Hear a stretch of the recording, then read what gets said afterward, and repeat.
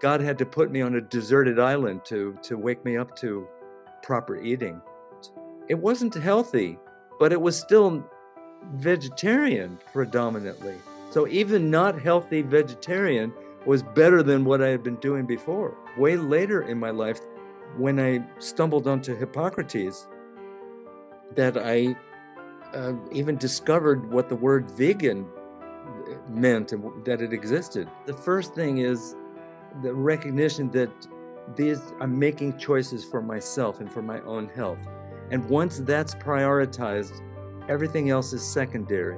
What do you think, or have you seen a change with the way people, they're literally so obese that their organs are about to burst, and some of them have, but they still will go and eat something that they know is not going to help the situation? I mean, are those people considered, I don't know what kind of word you would call it, but Go ahead, you can say it. Stupid.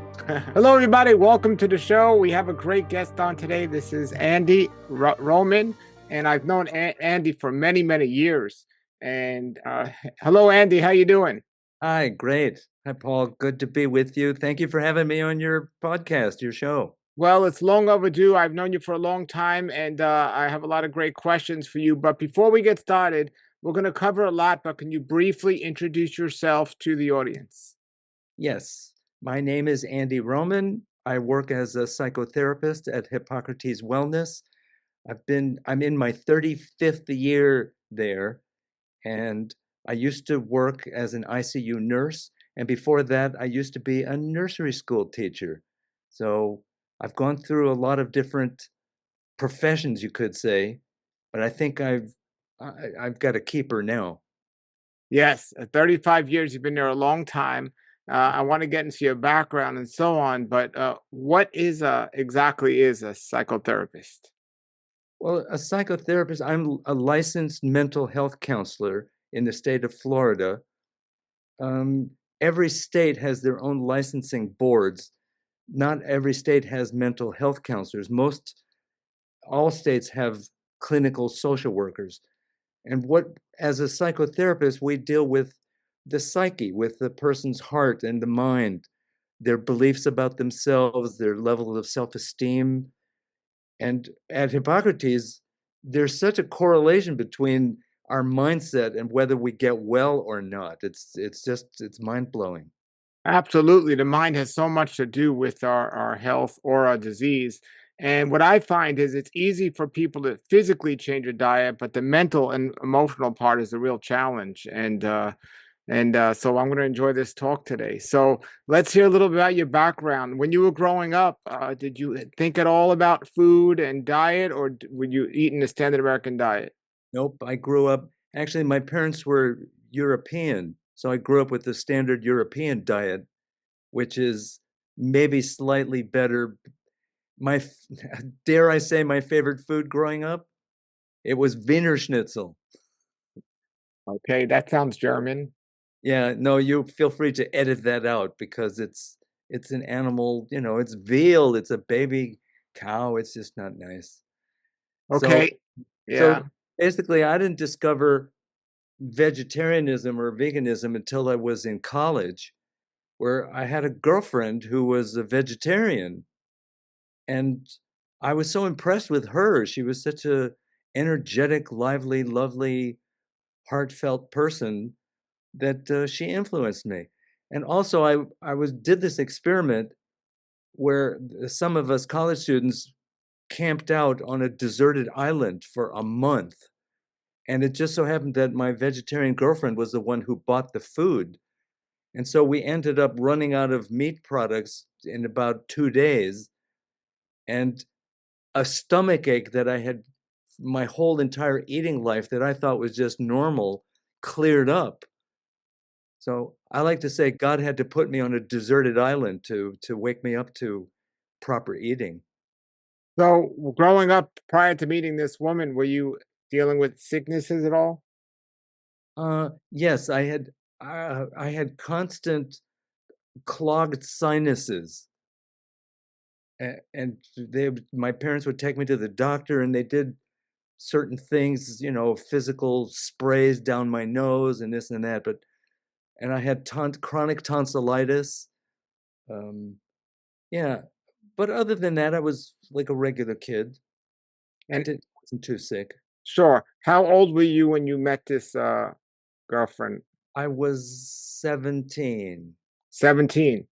So at 17 years old, most 17-year-olds aren't thinking about diet, but you saw how vibrant she was, so you decided to give the vegetarian diet a try? Yes, big time. And also, like I said, the first thing I did when I came back from that deserted island experience, I went and had a hot dog. And then that familiar stomach ache came back, and it finally put it together, maybe I shouldn't be eating these things. And so Yeah. then with her help, I started just eating vegetarian. So what about the desert island? How'd you get there and what were you doing there? Well, I went to a school where we did independent study projects. And so there were 8 of us. Each of us had our own independent study project. Mine was more of a sociology project. I was studying the leadership phenomenon in small groups. But my girlfriend was studying the birds on the island, and so we just lived together, and I followed the dynamic of who was leading and stuff like that. Sure. So you're eating on the island. What were you eating on the island? We ate a lot of uh, prepackaged stuff, and in the beginning, we had a bunch of jerky and this and that, and we ran out of those products very early on, and it wasn't healthy, but it was still vegetarian predominantly. So even not healthy vegetarian was better than what I had been doing before. Sure. And how long were you on the island? A month. A month. Then you came out, you had a hot dog, you got that familiar stomach ache, and you made the decision, I'm going vegetarian. Yes. So from that point to like, were you eating junk food vegetarian? Did you know what to do at that point? How was it? I was eating predominantly junk food vegetarian. I studied diet in college a little bit, and I looked into Ayurvedic approach and different cultural approaches. And then it was really only way later in my life when I stumbled onto Hippocrates that I even discovered what the word vegan meant and that it existed. So Hippocrates Health Institute, for those of you that don't know, is a health spa, a world class health spa where people go to, and such as I went to, and doctors pretty much give up on them, or they give up on the doctors, and people go there for the most part, and they learn about living a healthy lifestyle and learn about disease. And in a 3-week program, they pretty much teach you things that will take years to learn otherwise. And for some people, it'll change your life and your illness. And for some people, it is a little late. But so you went there and you started working there. And as an employee there, you get to eat the food. Yes, So that made it easier, I'm sure, to stay vegan, healthy. definitely. I like to say I was on the side of the road with a sign that said, "We'll work for natural, 100% organic, raw living food," and the right people picked me up. But So that's just a when joke. you are working now, I know you eat all raw vegan, but you're not 100% raw. So what do you normally eat when you're not working there? I will cook some grains, millet, quinoa. Uh, I'll make my own veggie burgers. Um, I do eat gluten-free bread sometimes. I make my own crackers in a dehydrator. Um, yeah, I cook squash, things like that. As you speak to people that are diagnosed with life-threatening diseases and they come to Hippocrates, I think it's a great thing that they offer a service like yours to help people with the mental and emotional side of it. What are people's reaction to this new food that they've never seen before, and what's their often their reaction? Well, I'm glad you asked that because a big part of the service I provide is to help people change and upgrade their relationship with food because it's not just changing what you eat, it's actually about changing your relationship with food. And most people have a very emotional relationship with food based on what they grew up with, you know? And so there's a certain almost everybody who goes to the place, to the institute, goes through a deprivation phase where they're suddenly focusing on and thinking about all the stuff that they can no longer have on their path to wellness. But there is this really cool turning point where either when they get their lab work or just they feel better than ever, where they realize it's not a matter of deprivation, it's a matter of I'm actually doing something really good for myself. And once that mindset changes, the person experiences a kind of empowerment that really drives their healing process from then on. Pain is often a great motivator to help people, but what do you say or suggest to people like myself who know a lot about health and healing, but my loved ones and friends, they have no desire to change. Some of them think I'm crazy, and then there's people like I got family members who are the "they said" category, but they said, and the other day I said to my dad, I said, "Who is they?" And he was really flustered for an answer, but he listens today. So, what do you say to people like that are like me that want to help people, but they just won't click in their mind that what we're doing is healthy?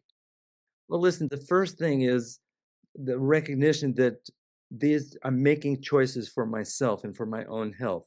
And once that's prioritized, everything else is secondary. And it is a shame that, you could say people only hear the truth when they're ready.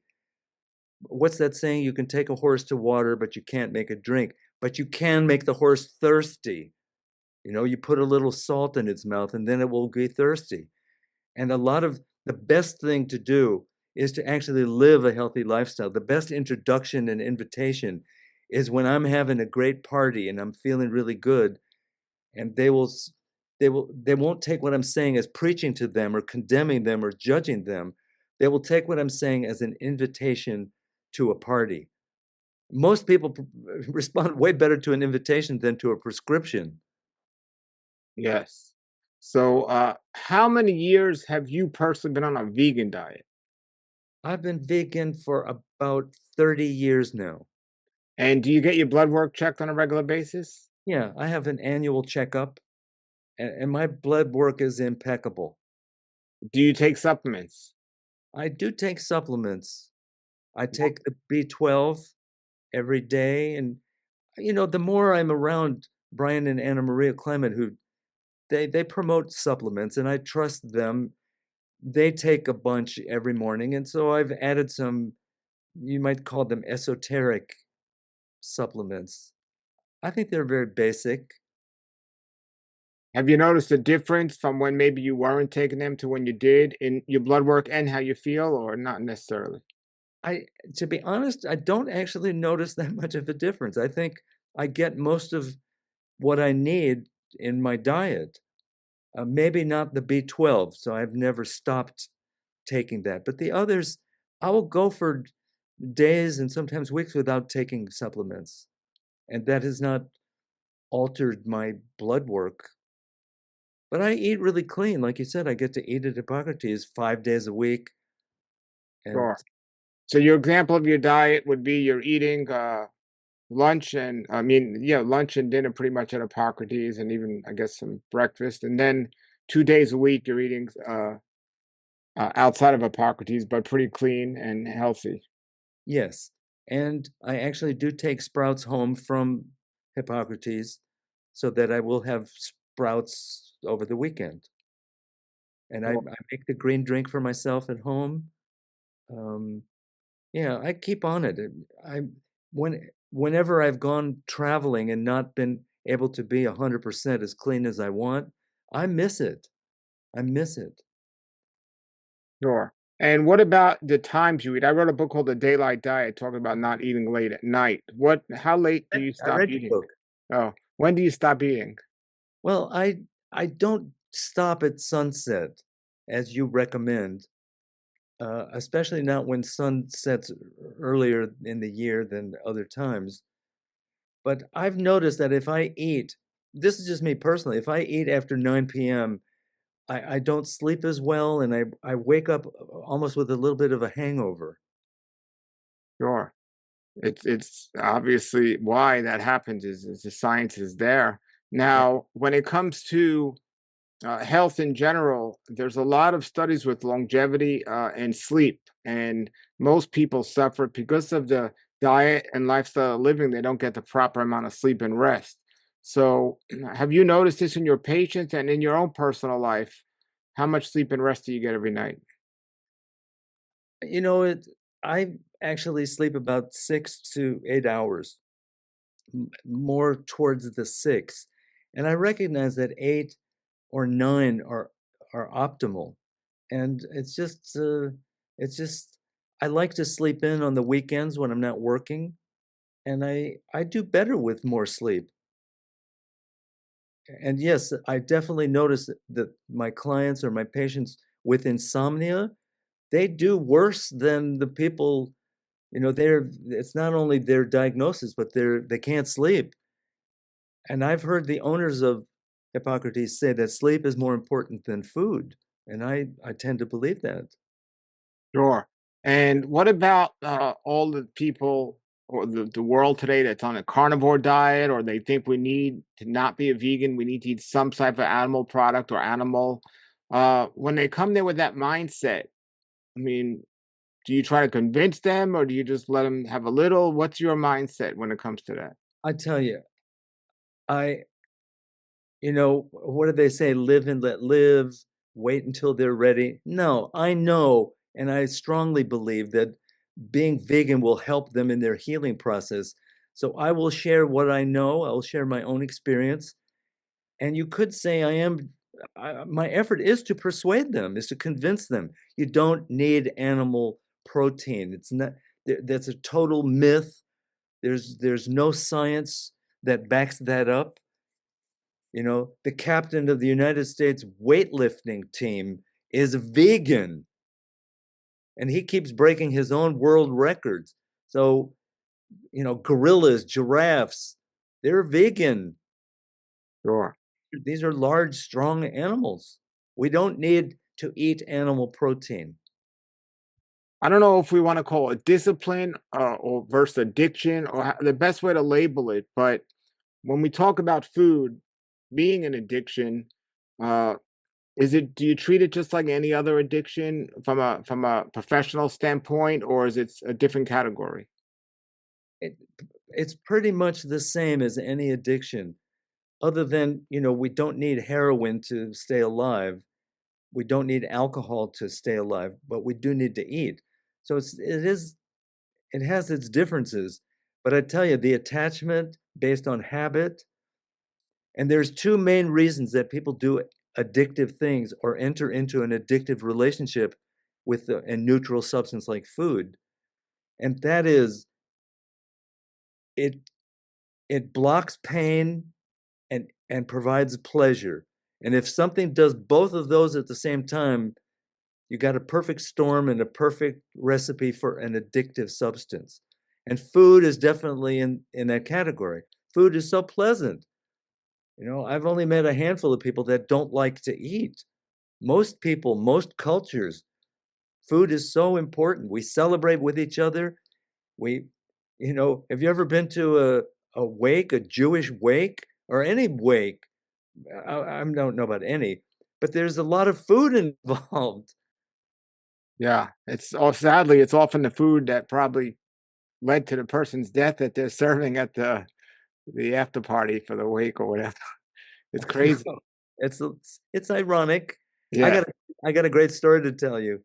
I went out with my in-laws to the club in Boca, and they ordered a special grilled vegetable plate for me. And I thought that was very nice. I ate my green drink and stuff before I went. But then in came the dessert tray, and on it were all kinds of lovely desserts. And I thought, you know what? This is Thanksgiving. Maybe I'll just have a little, I don't generally do sugar. And then my mother-in-law said, wow, look at those desserts. They're to die from. She meant to say to die for. And I thought, man, from God's lips through her to my ears. And so I didn't have dessert because it was to die from. Yeah, exactly, exactly. So, when it comes to the different types of diseases, uh, do you see something more common that you've connected that helps people with, like, there's diabetes is type 2 is definitely connected to diet. Cancer, some people say is more possibly hereditary, so people might use that excuse to a reason.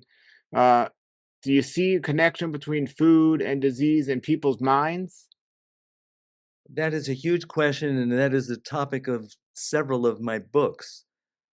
Um, eh, but I do want to say that I've seen people come with all different kinds of diagnoses to Hippocrates Wellness, and everybody improves.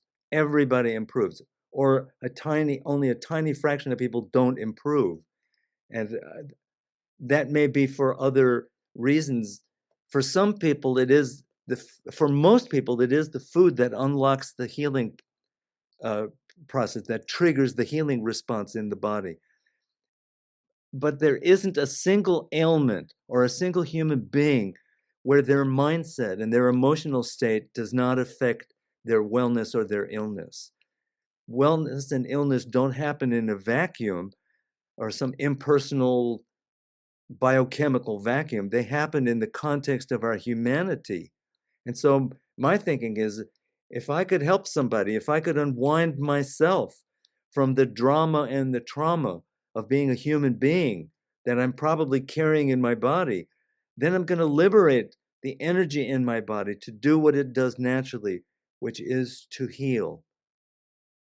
You think it's I mean, why do you think it's a challenge for people that show an improvement in their health, in their blood work, and in the way they're feeling in the 3 weeks at Hippocrates, and then they leave, and after a while they go back to their old habits?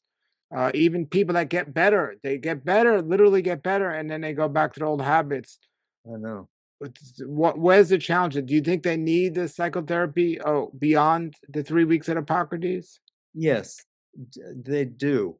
And or some kind of support network or support system to keep the momentum going forward. Why do people stop or slow down or jump off the wagon or whatever? It's purely the forces of inertia, the forces of old habits, and basically our addictive personalities, our addictive selves, where we'll opt for the pleasure of the moment, like something sweet, without regard to the consequences. And in my opinion, real discipline has more to do with just being aware of the consequences of things rather than punishing ourselves or depriving ourselves. That's not discipline. Discipline is more of an awareness of the bigger picture. And I need reminding of the big picture. And I've been exposed to this for 35 years. So I know that people who are this is new to them, they just need it. And it's not because they're weak, it's just because they're human. And it takes a lot of repetition, a lot of reinforcement, a lot of education, a lot of reminding to stick with something, even though it's good for us. You're right. I've seen people where they're somebody with a diagnosis of prostate cancer, their PSA went from 14 to less than 4 in 3 weeks, which the medical world would say is impossible. And they still wrestle with staying on the program. Yes. I have found people that do actually overcome and get the solution in their own lives and their mind clicks when they get into relationships, whether it's a boyfriend girlfriend or marriage situation. A challenge is presented when they get in a relationship with somebody who's not in the same mindset of eating the same way.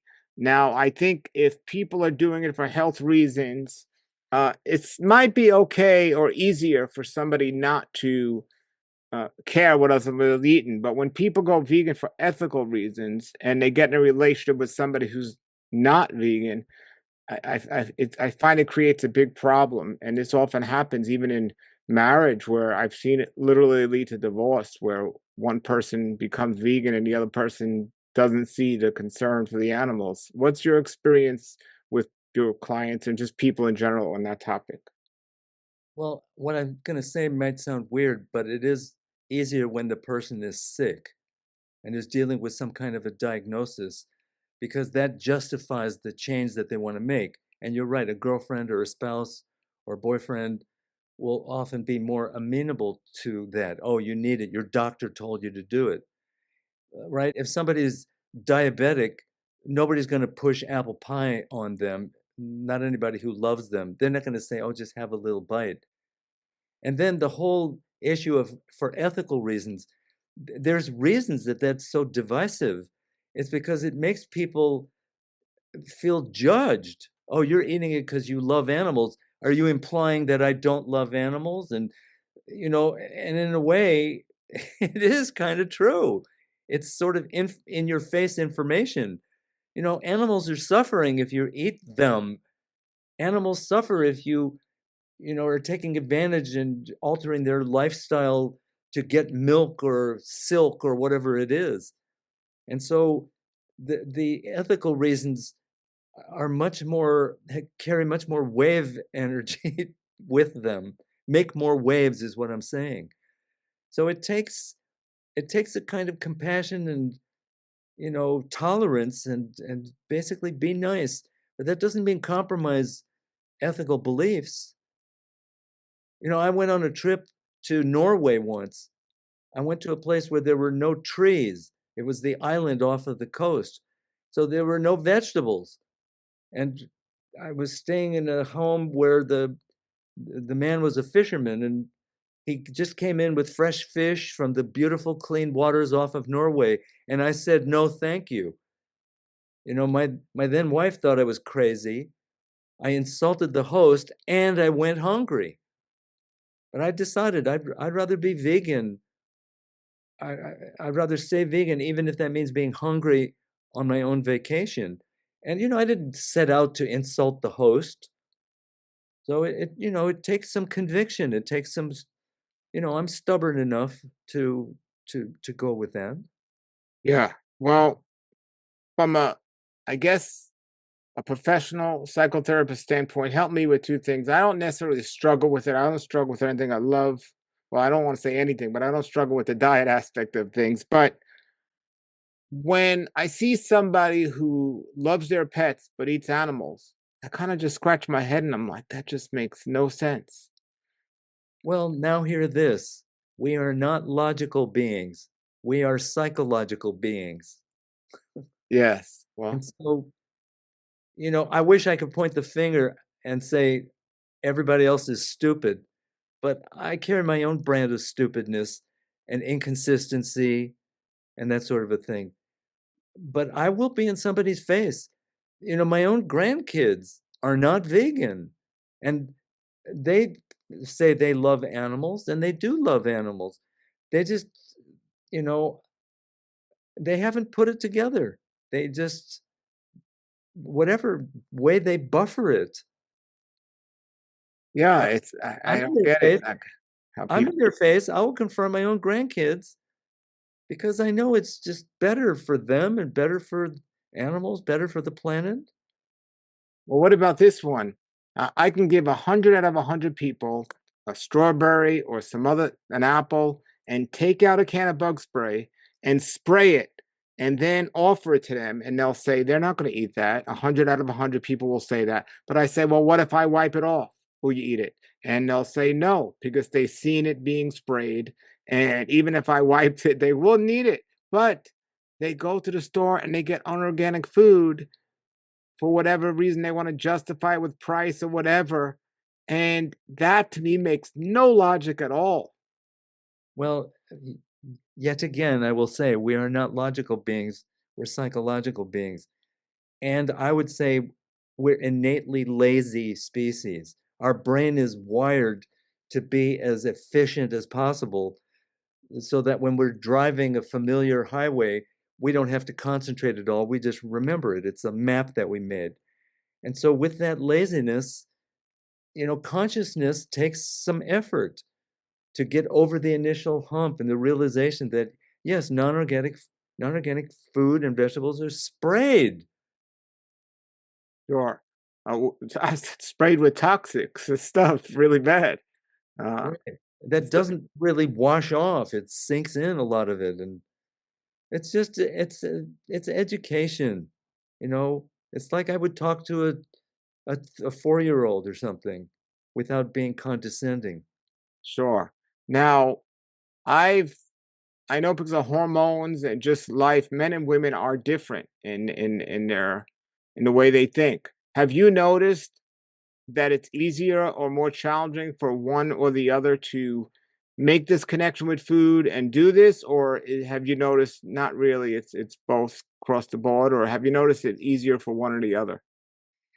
I have noticed that there are way more women who come to Hippocrates than men.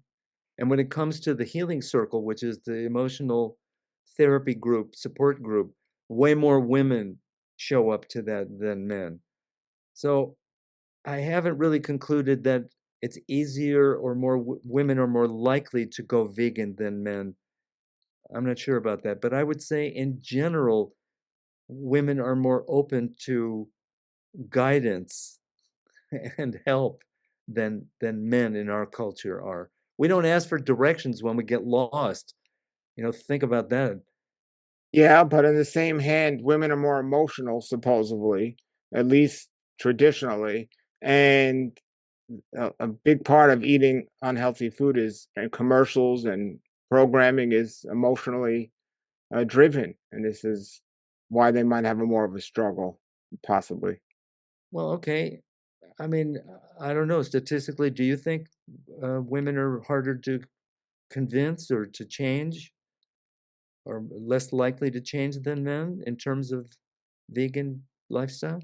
No, I think a lot of people, it depends on their upbringing, and a person's either a disciplined person or they're not. And a disciplined person, whether a man or a woman, would figure it out much sooner than somebody who's, even if they figured it out, if they're not disciplined, they might fail, you know? Especially with the definition of discipline, the way I've sort of hinted at it, that discipline has more to do with tuning into the larger picture of things and tuning into consequences. That's at Yes. the heart of proper discipline. Yeah, I teach my children, and hopefully they get it, but I don't know if they will. Is one of the keys to success in anything in life is organization, and when you're organized, it's going to make it much easier to be successful. So when it comes to diet, obviously people say, "Well, it's too inconvenient or too complicated to eat healthy." But if they were organized, and even if they had to plan out their meals, it would help with the challenge. The systems that are in place for us to get food are are are biased towards carnivorous lifestyles. You just go to the grocery store and everything is there. So it does take a little more effort to set a good plan, to get good sources of good organic vegetables and fruits but once there that's getting easier, I think. There's more markets, there's more sources. And so it is getting easier. And it is true. Once a good plan does make it just makes it easier. I know, especially with vegetables, they don't stay in the refrigerator forever. They start oxidizing and decomposing, and you can put them in special containers that make that process last a little longer. But basically, you got to shop. Vegan animals graze all the time. Lions, they'll eat and then they sleep for 4 days or whatever, and then they'll be hungry for days after that. So that's a whole different rhythm. Yeah. Well, what do you think, or have you seen a change with the way people, they're literally so obese that their organs are about to burst, and some of them have, but they still will go and eat something that they know is not going to help the situation. I mean, are those people considered, I don't, I don't know what kind of word you would call it, but Go ahead, you can say it. Stupid. I mean, Oh, I'm sorry, that was from a judgmental. professional standpoint, is it Yeah. stupidity? Is it immaturity? Is it addiction? What is it? I would never use the word stupid professionally, but it does seem that in the face of information and facts and science, when people make choices that are obviously not healthy, that does seem stupid. So I don't rule out the word stupid altogether. But if I'm being generous and a little more professional, I would say it has way more to do with addiction. We're just used to it. We become addicted to sweetness, to sugar, and it's hard to come off of it. We go into a certain withdrawal, and the body yearns for what it's familiar with. So it takes a lot of support. That's why people who have been to Hippocrates once will often return because they need to revitalize their convictions to, immerse themselves again. It Sure. does take effort. When we look at the cost of a place like Hippocrates, or just in general, the cost to be healthy, which doesn't have to cost a lot, but when you go to a world-class health spa, there's a cost there. How do you think some people are trying to justify not going there when they know it'll help them because of the money, but yet I'm not talking about people that don't have it, but people that truly have it, they just choose to spend it somewhere else. Well, it is really weird that if you could spend money for preventative reasons rather than, well, I have health insurance that will cover me when I'm sick, it's a whole different mindset. And people just say, well, it's more economically viable to have health insurance and just get treatment when I'm sick. And for some people, it's only after they get sick that they're told by the medical world, sorry, there's really nothing else we can do for you, that they then are sort of desperate. And I've heard the owner, Brian Clement, say people come to Hippocrates out of desperation or inspiration. And he said, however you get there, you get there. I would say fewer people come out of inspiration than out of desperation. I know everyone in life has some form of knowledge or wisdom or what we want to call it, but it's becoming more of a challenge for me to take people seriously that are consuming animals every single day. But when you go to the medical community, this is what you get. You get doctors trying to give advice, but they're like literally eating carcasses. So when people come to Hippocrates and they're surrounded by people that aren't eating animals and things like this, uh, is there I mean, am I being naive to say that, or being wise to say maybe I shouldn't be listening to these people about health? I do see that transformation happen in the guests all the time. Once they're there for a little while, even if they were dragged there by their spouse under protest, sooner than later, they actually end up feeling better. And so that's the bottom line for most people. If it makes me feel better, I'm going to start listening better to why I should do this kind of a thing. From a judgmental standpoint, because you deal with kind of this from a mental standpoint, from a judgmental standpoint, let's say there's like, I love going to church, I love listening to the gospel, but how could I listen to a preacher preach about temperance if he's like 300 pounds? So is it judgmental, or is that common sense or logic? I mean, what is your opinion about that? I think if you have a healthcare person who's a proponent of health and they themselves are not healthy, that's incongruent and you could almost say hypocritical. It's it makes more sense to follow somebody, I'll have what he's having or I'll have what she's having because I see vibrant health. That's how with my vegetarian girlfriend, I'll have what she's having. I want that kind of energy. So, yes, there are people who know about healthy protocols and don't do them themselves. So, I mean, if the information still reaches you, even though the people that you heard it from are hypocritical and not doing it, well, okay, they get some kind of a mitzvah out of it for just disseminating good information. From a raw food standpoint, why do you think there are so few people in the world that are 100% raw vegan? Um, okay, I tell you, I think it's the yummy factor. I think it takes more effort.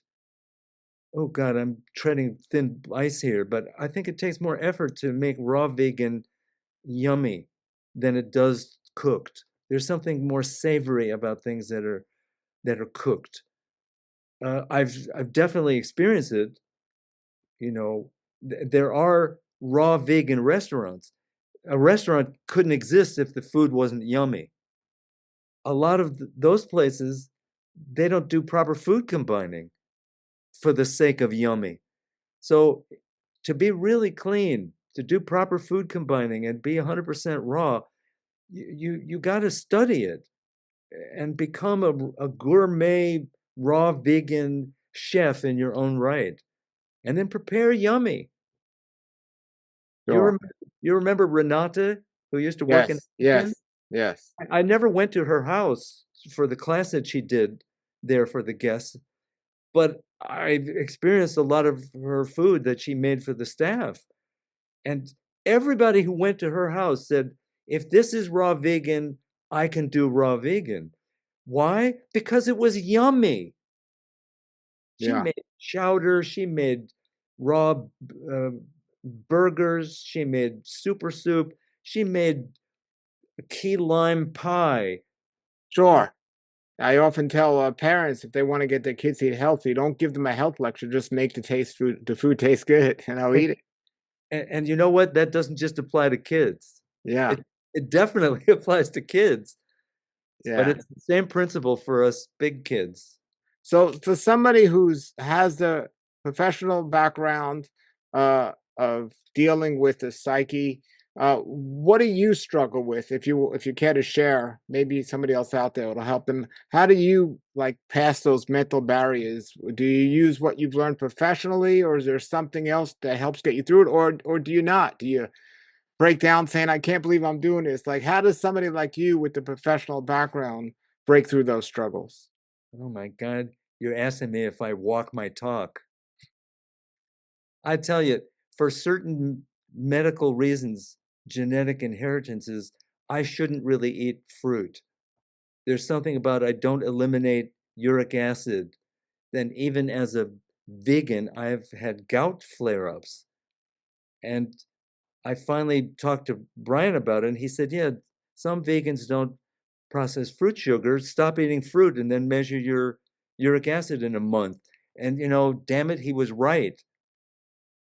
But I feel the call of the wild blueberries sometimes. And I'll say, well, I'll just have one. And then I'll have one plus one plus one. And so I do it in moderation. And it's only if I see the consequences where I actually have a gout flare up, I'm much more likely, pain is a great motivator. I hate to admit it. And sometimes I do regulate my fruit intake by whether it causes me pain or not, even though I know better. Sure. What about uh, fasting? I know it's not something Hippocrates, well, it's not the reason for people to go there, it's people learning how to eat healthy. But what's your personal experience with fasting and what's your professional opinion about fasting? Just water fasting only. Um, I have done some water fasts, like a day, 2 days. The longest I did was 7 days. And this was long, long ago, and I didn't know what I was doing. I think I broke my fast with a gallon of grape juice, which wasn't the smartest. It cleaned my colon out, I tell you that. And but I noticed that I was only tired and sluggish for the first day or so, and then by day 5, I was riding my bike miles to the beach. So fasting really helped me change my relationship with food. I'm not so desperate that, oh, I have to eat every day or 3 meals a day. It doesn't work like that. Um, and then for a long time, I did the green drink fasting once a week. I also have I used to water fast 1 day a week. I did that for years. Every Wednesday was my fasting day. And I lived with a group of people, and I did it because we were doing it, all of us. And it was a form of solidarity, and it was easy because there was a group of people doing it that I was part of. Um, I know at Hippocrates they favor green drink fasting, like liquid nourishment, as opposed to just water. And they also hired somebody for a while and did a trial water fasting program. It didn't catch on. People associate the Really, place. did they? That's interesting. I Yeah. didn't know that. And I can't remember his name right now, but he was a big person in the field of water fasting, an expert. And it just didn't catch on. People associate Hippocrates with eating rather than fasting. Sure.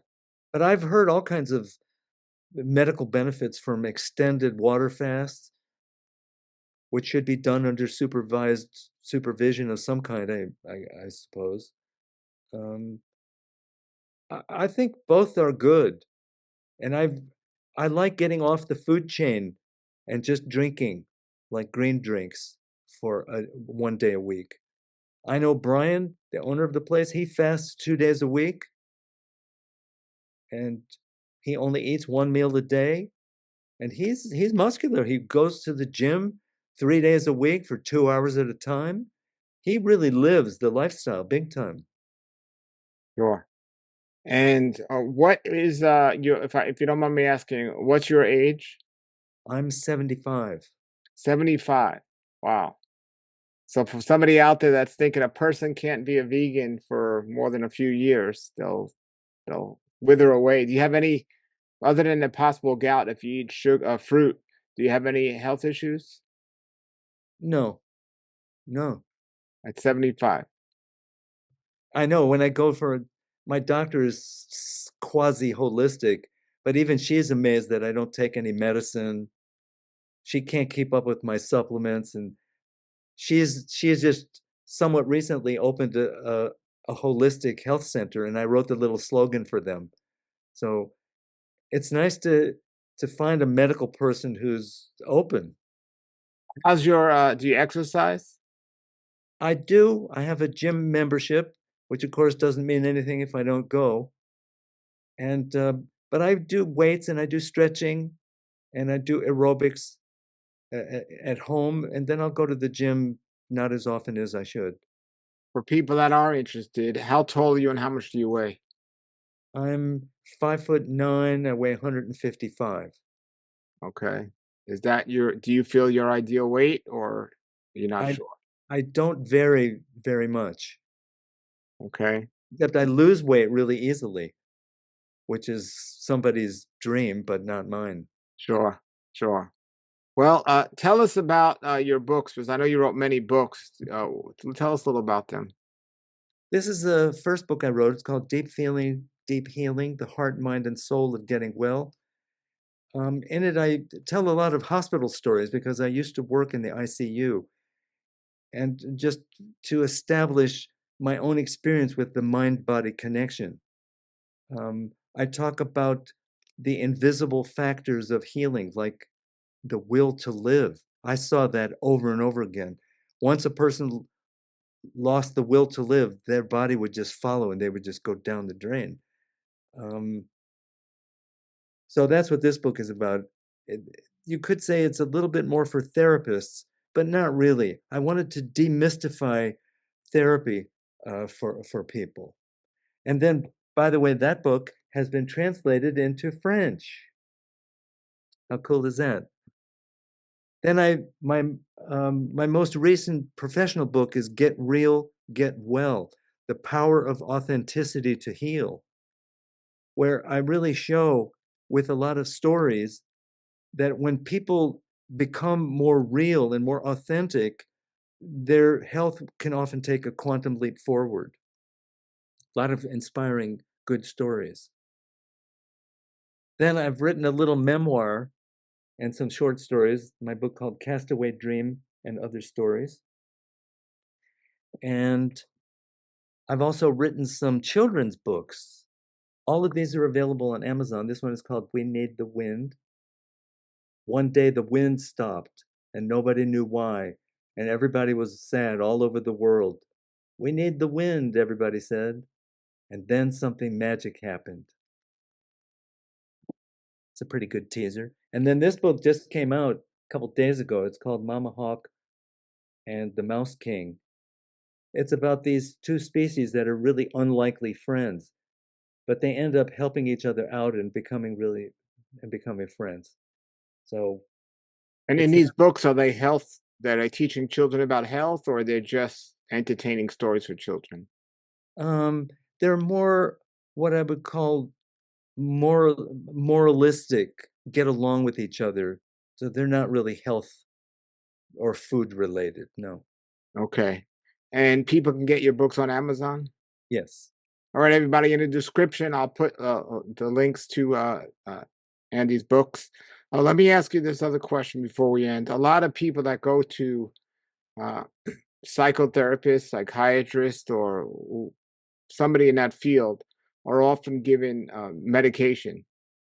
And where do you find the role is with medication or drugs or whatever you want to label that in terms of the mental aspects? Do you think sometimes in certain cases for certain times it's needed, or do you think 100% is not needed? I think there might be times where it's not terrible to use. Um, in the same way that if I've hurt my foot, I'm going to use crutches for a while. And so you can get chemical crutches. But in terms of dependence on it, no, that's going way too far. If somebody's really not stable and they're not regulating, self-regulating, they may need an external mood stabilizer. But people get unregulated because of some inner turmoil that can be addressed through psychotherapy and through body work and a combination of that. It can be, I haven't met anything that can't really be handled with some natural approach. We say natural. There are opioids that are very addictive and have created a tremendous problem. But alternatively, as a painkiller or to help people's mental state, supposedly people say they might do something like marijuana. Do you think this is just a lesser uh, form of the same type of reliance people are using on a drug, or do you think it's actually a good alternative? The former. I think it is very similar to the dependence that people have on any external substance. You know, it's nicer that it's a plant for sure.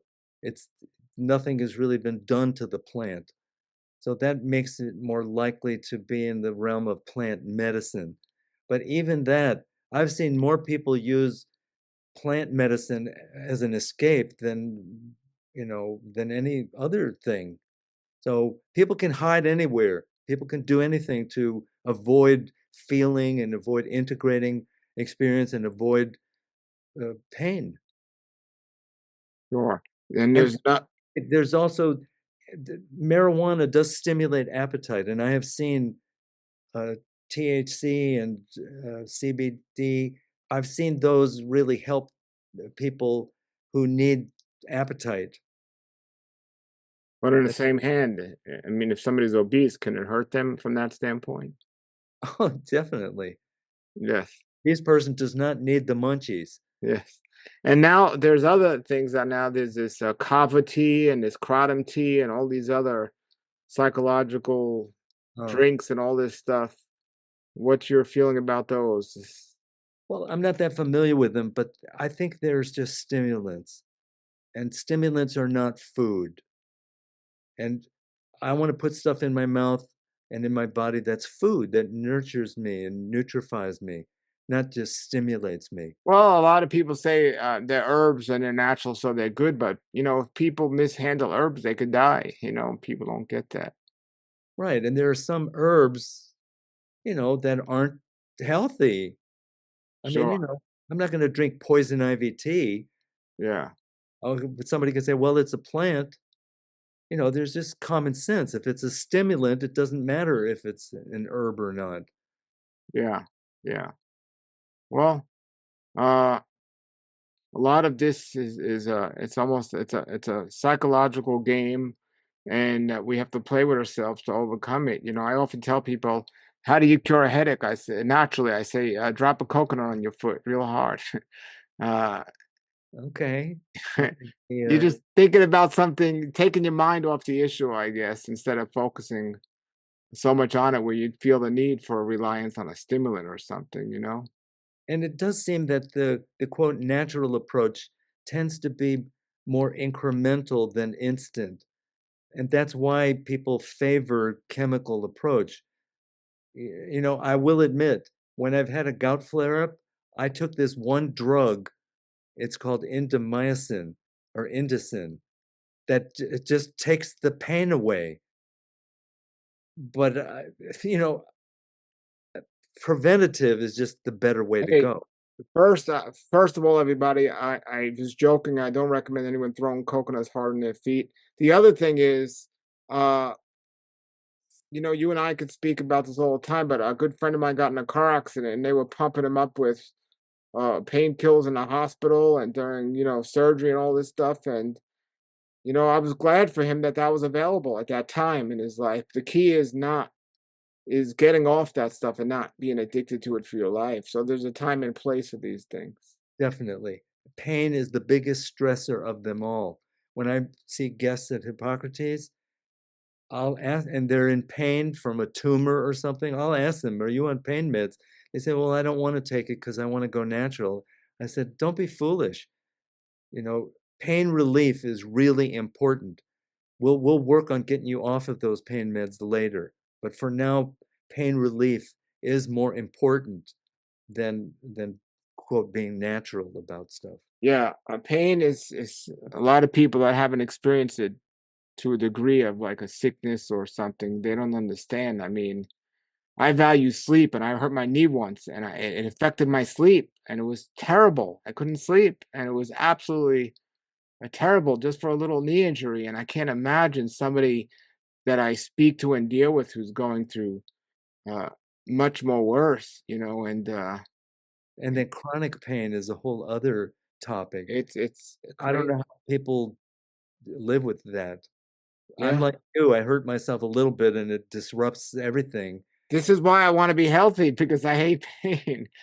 It's I Yeah. don't like it. But listen, it's been a pleasure to talk to you, and I want everybody to go below and check out the links. Now, can people contact you on social media or anywhere? Are you available? Yes, I'm on Facebook. I actually have a YouTube channel also. It's called Get Real with Andy. All right, I'll put those links below. So I do have a question for you. I know you work at Hippocrates as a psychotherapist, but besides Hippocrates, do you do any thing private on the side of that? Yes, I see people privately. I also Okay. do Zoom sessions, Okay. and I So if see some I see outside people at Hippocrates also. Great, great, great. Okay, well, everybody, if you're in need of somebody who has the professional background from a mental, emotional standpoint to talk about this, I was glad for today's guest. Thank you, Andy, for being here, and thank you so much. And everybody, the links are below. Thank you for watching. Put your comments and questions below. But here you go. 35 years, right? 35 years vegan, 30, 30 years. And how vegetarian, how long? since I was 17, whatever the Wow. math is. Wow. Folks, it's possible, and it's a reality, and you can do it. So, Yeah. thanks for watching, everybody. Have a great day, everybody, and a great world life. Is wealth good for your health? This is the raw life health show.